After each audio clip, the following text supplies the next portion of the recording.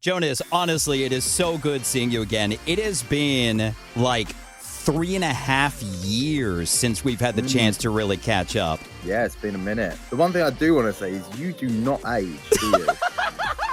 I'm actually Benjamin Button. I drank polar bear blood when I was younger, and it's helped me to like age backwards. Yeah, whatever the skincare routine is, you need to send it over to me because you do not age at all. I appreciate that. Same to you. How have you been? How's Quincy? Yeah, Quincy's good. I literally got back yesterday. I was doing South America tour, so yeah, it's literally I've just walked into the studio. I haven't been in here for a few weeks now, so yeah, it feels good to be home, back into routine, and Quincy's good. Thank you for asking. And I appreciate that you wore blue today as well. I love it. Just for you. It didn't go unnoticed. You know what's so funny is I wore it for America's Dance 30, not even thinking Jonas Blue, but yes, of course, that's why I wore it. Of course.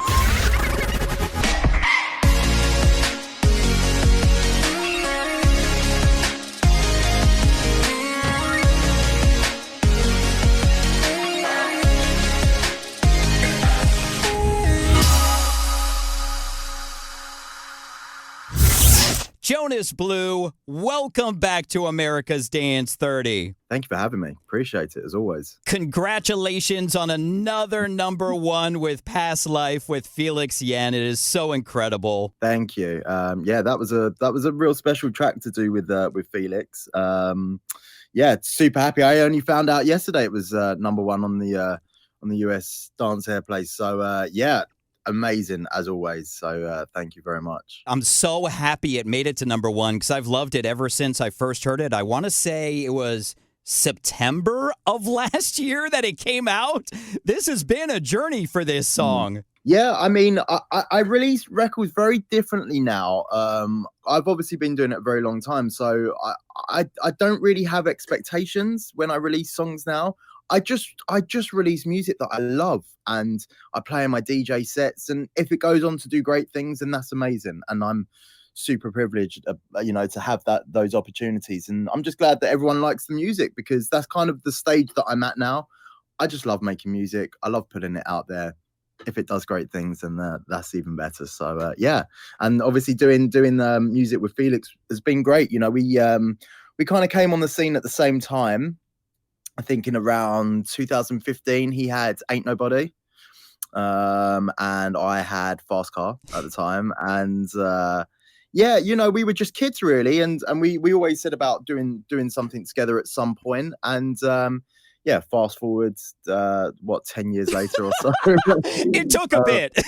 Yeah, we finally did it. We had a song out called Weekends, which is I love playing that record out. And then yeah, Past Life was the follow-up to that. Well, I can't wait to find out how this song was born. But first, let's get to know Jonas Blue a little better with Finky's Firsts. Let's do it.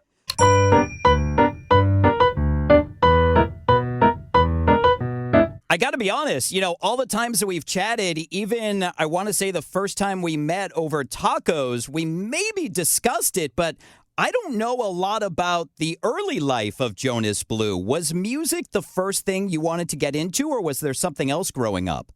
Yeah, I've always done music. I started out as a musician from the age of like 8. I was playing flute. So yeah, I started out as a musician first and foremost. Then I got into DJing at the age of 11, and that was purely in the UK. We used to have a program on TV that was purely based on drunk Brits in Ibiza or Ibiza, if you're American, and I was hooked on that program. You'd see people like Carl Cox, David Morales, Eric Murillo, all the classic DJs on there. And I used to watch that as an 11-year-old kid and just be amazed by, this other world that was going on, and just knew that I wanted to be a part of it. So yeah, from the age of 11, I've been doing this every single day. There's never been a day where I haven't done this. So yeah, the consistency definitely came into play there. And yeah, I started out DJing at 11, and then at the age of 12 realized, being a musician first and foremost, I got quite bored of playing other people's music. I was only a year into DJing, but I got quite You're already bored. yeah, I was quite bored of playing other people's music, and I think just the creative inner person in me just wanted to be able to, play the music that I could create, essentially. So yeah, very quickly got into music production at the age of 12. And dude, this has been it every day. I've not done anything else. I'm very privileged that all my jobs when I was slightly younger were always within music. And then one of my first deals that I signed as an artist was to Defected Records. So that was when I was 18 years old. So yeah, I've been doing this for a minute. It's been a minute. I'm 34 now, so yeah, it's been a minute. Well, let's talk about this first show at 11 when you started DJing. We just mentioned that you were just playing in Colombia. I know you wrapped up last year doing like your biggest multi-city tour of, was it Japan ever? Yeah. And you sold out those shows. Do you remember the first show you ever did at 11? Oh, yeah, no, I do. And I actually have a picture of it somewhere. I'm wearing like this bandana. It was a Halloween party. It was my friend's 11th birthday party that I was DJing at. And how did it go?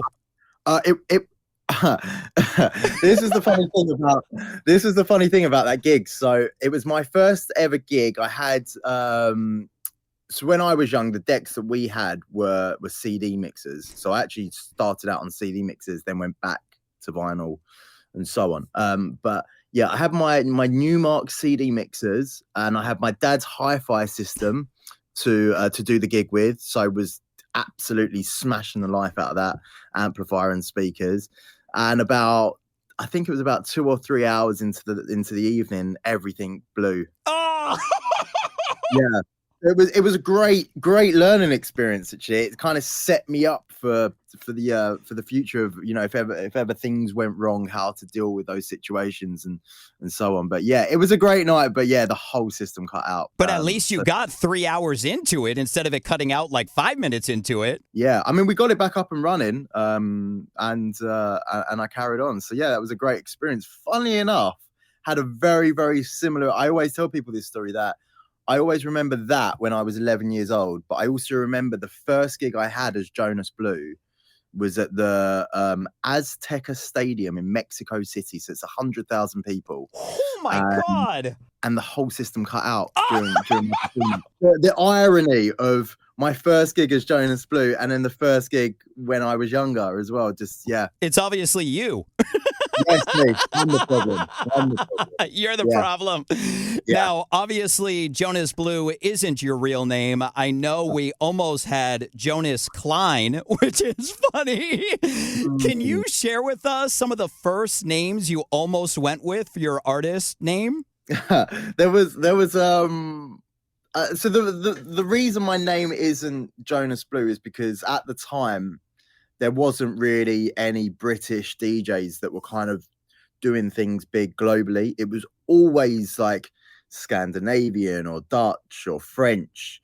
And I just kind of realized that I had to be one of those guys to kind of fit in, to allow, because the thing is, a lot of people knew me from my previous music under Guy Robin, my real name. And yeah, I had to switch it up. It was a completely different sound and so on. So, yeah, I remember when I had the list and I was like thinking of names. I remember having like Avicii as one of the names and looking how I could get something similar because it had such a great ring to it with Avicii, and I was like maybe it could just be like a one word and so on. But yeah, we ended up landing on Jonas Blue, and it was kind of inspired by Calvin Harris because Calvin Harris isn't his real name either. So right. Yeah, it was kind of inspired from that. So why didn't you just go with Jonas? Because it didn't have the correct ring to it. Jonas just doesn't complete it. When you say Jonas Blue, it's much better. Much better. Yeah. Now, of course, you've had some amazing smashes. Fast Car and Perfect Strangers just hit the 1 billion stream club, which is incredible. Of course, your number one, Past Life with Felix Jaehn. Do you remember the first song you ever produced? I don't really, but I used to. So I got into music production because of when I was younger, I used to eat this cereal called it's basically like Cheerios. They used to back when I was younger. They used to include little gifts. Do you remember that when you used to like a eat toy cereal? in it? Yeah. A toy. Yeah, and on this one occasion, it was actually production software. It was a CD. What? Yeah, it was mental. I know someone else had this as well, but I can't remember who it was. But yeah, it was CD software for a PC, and it was called EJ, and everything was all pre-made in it. So you were literally just arranging the blocks. So one of those would have been my first song, and I have got it somewhere. Funny enough, I remember speaking to Calvin Harris about this as well. He's also got, I think, all the old documents of like when he was messaging record labels and so on. I've got the same. I've got all the old documents and all the demos of when I was younger. So I'll have to dig it out. I'll have to dig it out for sure, but I can't remember exactly what it was. That is so crazy that I was in a cereal box. I bet Jax Jones had the same experience because everything of his is cereal based. Right, maybe, yeah. Now, what was the first dance song that made you fall in love with EDM? Junior Jack, My Feelings. Wow, such a classic. If the listeners don't know that song, you should definitely go check it out. I mean, the original sample in that is Alexander O'Neill, Criticize, and yeah, I mean, it's just a timeless classic for me. I mean, again, the irony of hearing that song for the first time when I was 11 years old, and it being a Defected release, who I ended up signing to years later as an artist. So yeah, it was that song for me. Even now when I hear it, it just brings back all those memories of just beautiful times. Well, finally in Finky's first, in honor of Past Life going number 1, if you could go back and be anybody in a past life, who would be the first person you would want to be? Oh, can I, dead or alive? Dead or alive. You know what? I would love to be Quincy Jones. Oh, well, I mean, he's alive, isn't he? He's alive. Okay. I was watching, what was it? It was on Netflix the other day, the kind of greatest night in music or whatever it's called, where they did the charity single. I see that popping up. Yeah, I mean, just to watch that studio footage is just like, this is a guy that was scoring movies, Quincy Jones, scoring movies and then doing charity singles and then making Thriller at the age of 50. It's like, it's inspirational for me. And yeah, so I'd say either him or Max Martin. Good choices. Yeah. Very good choices. Yeah. Let's talk about this smash. How was Past Life born with Felix Jaehn? I was in the studio with a UK production duo called Punctual. And they were playing me some demos of what they had done. They had an initial demo of Past Life, I remember, and I fell in love with it straight away. And actually, me and Felix hadn't planned to do a follow-up after Weekends, our first collaboration that we did.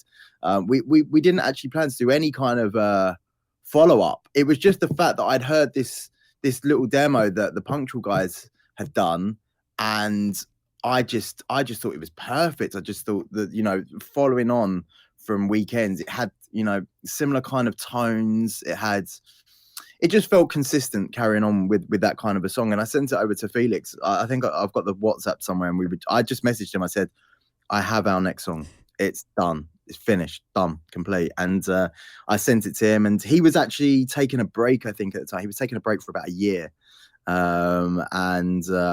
I sent it over and I said, this is the follow-up. And he fell in love with it because he hadn't been listening to music like that for a minute because he'd been taking this break. And I sent it over. I was so hyped. I was like, we got it. Fire emojis. Blah, blah, blah.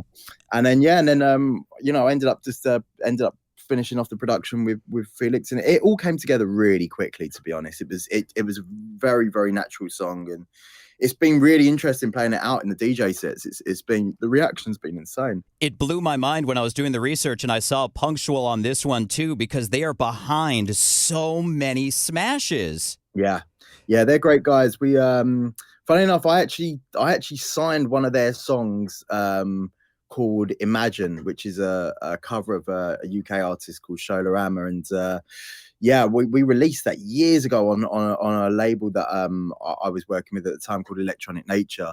And yeah, I've been working with those guys for a while. You know, I love what they do, and I'm so proud that they've gone on to do amazing things. Yeah, I love that. Not only do they have the stuff, like they've done songs for Armin van Buuren, but then they also have their own stuff, like Out of the Blue was such a great song. Great song, yeah. Very talented. So how long ago were you in the studio with them working on this song? It was last year we were working together. I was doing a writing camp in my studio here, and they were here, and yeah, they were playing me some initial demos, and I didn't pick that it was one of the ones on the list, but it wasn't something that I was working on a year ago.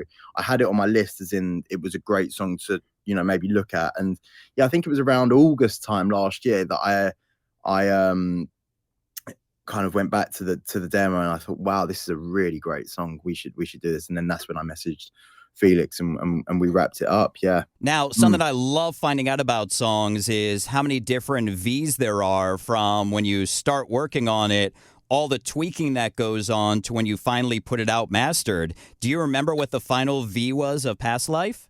Yeah, this one wasn't that bad, actually. This was like, I think we did 2 or 3 versions. Oh, that's not bad. Like I said, this one came together really quickly. It was very, very, you know, it just felt right. So there wasn't too much that needed to be done. I think if anything, it was just probably me on the mix down, just going back and forth. Yeah, because I mix all my own records. So yeah, just going back and forth on the mix downs might have been the only thing that.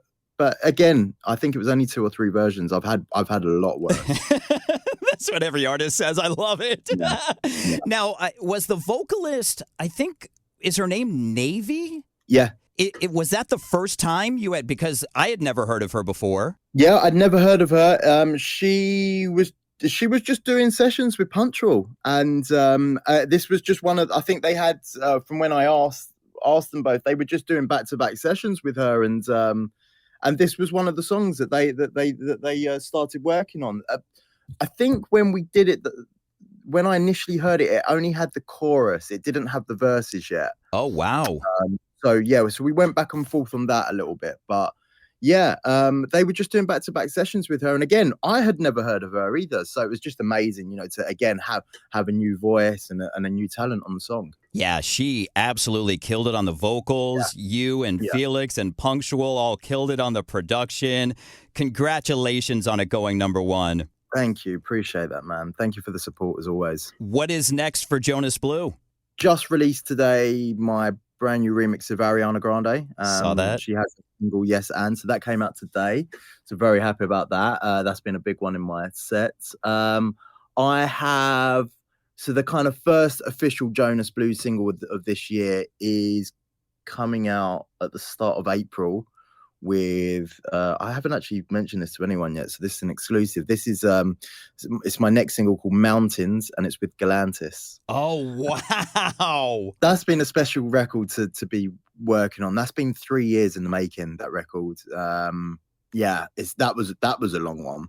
That was a long one for sure. But yeah, that's amazing. That's going to be coming first week of April, if I'm correct. And yeah, for me, it's kind of taking it back to the original kind of Jonas sounds a little bit more.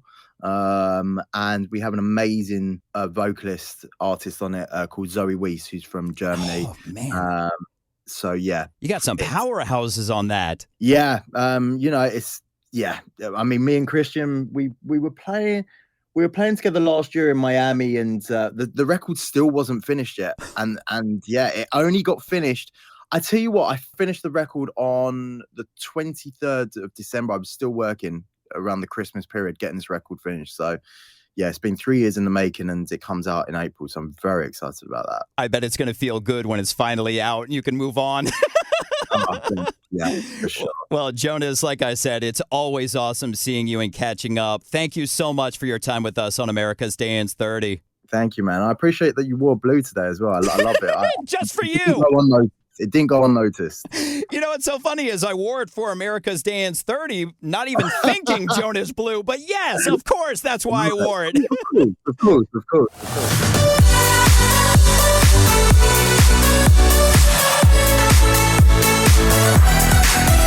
Bye.